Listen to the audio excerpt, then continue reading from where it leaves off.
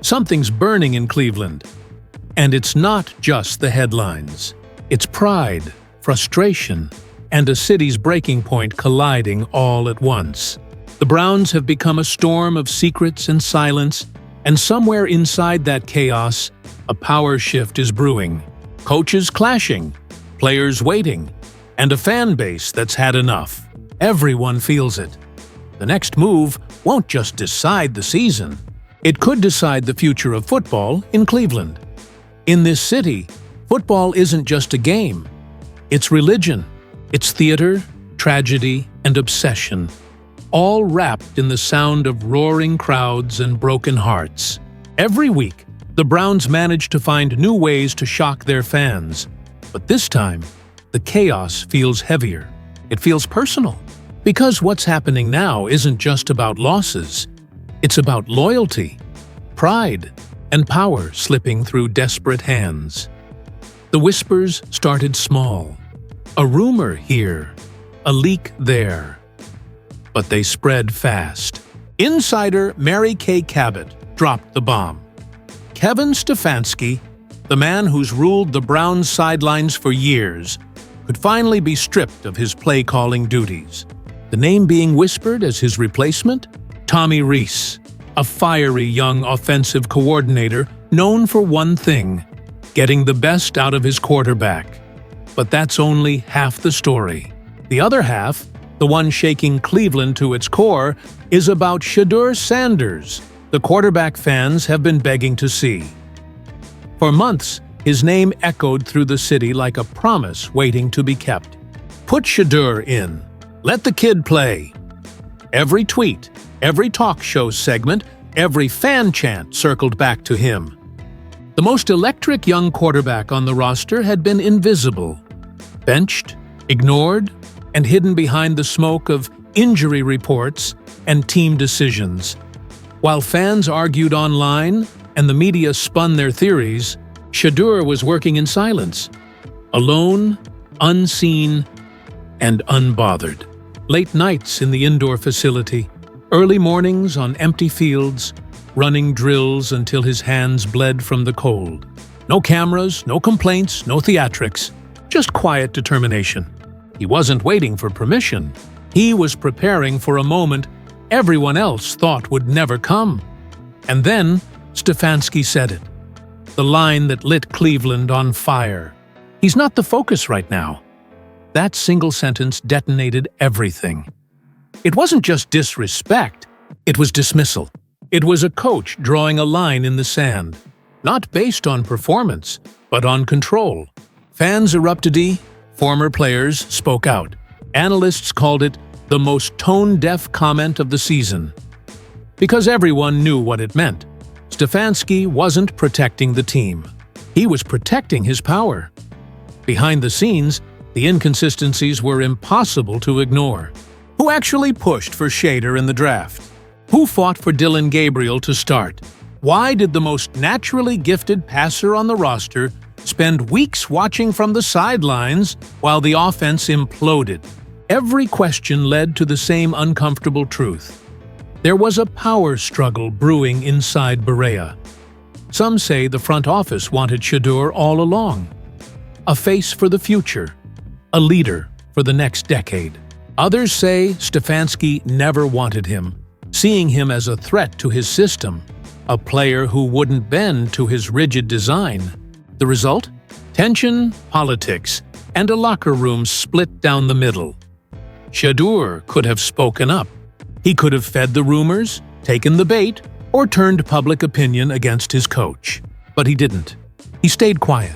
He kept showing up early, mentoring younger players, studying film for teammates who were getting snaps over him. It wasn't compliance, it was character.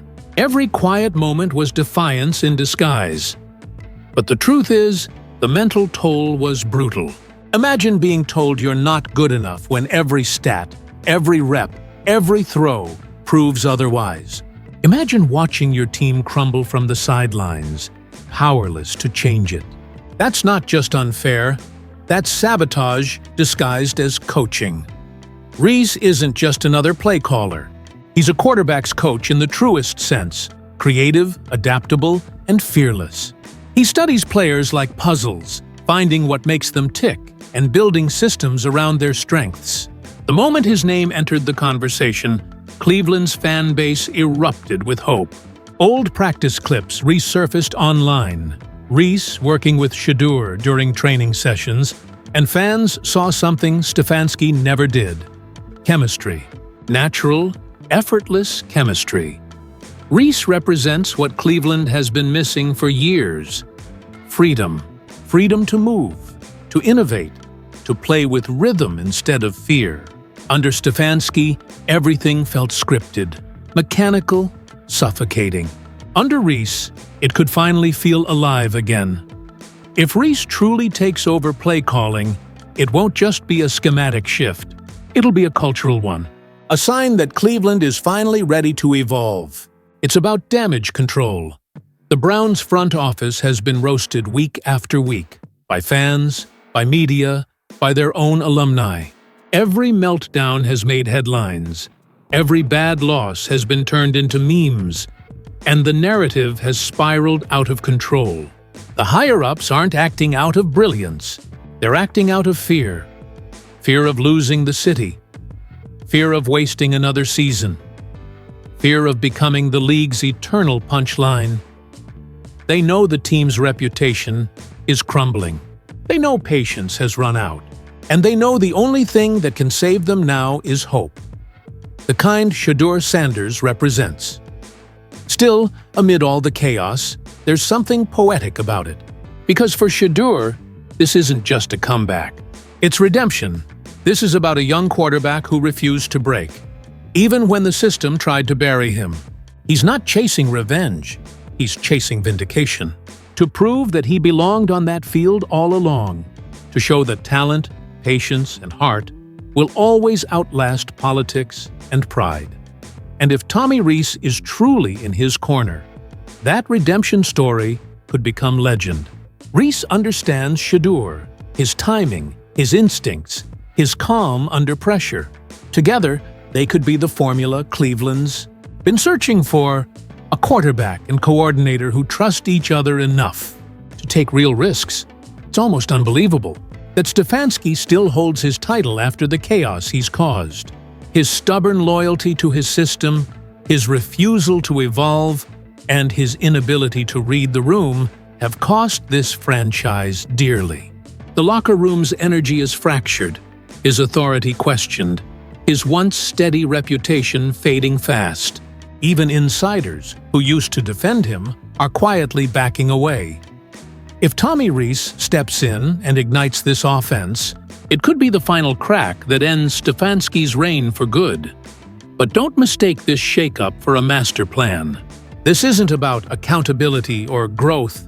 This is panic, pure and simple. The Browns have hit the bottom, and the only card left to play is the one they've ignored all season: Shedeur Sanders.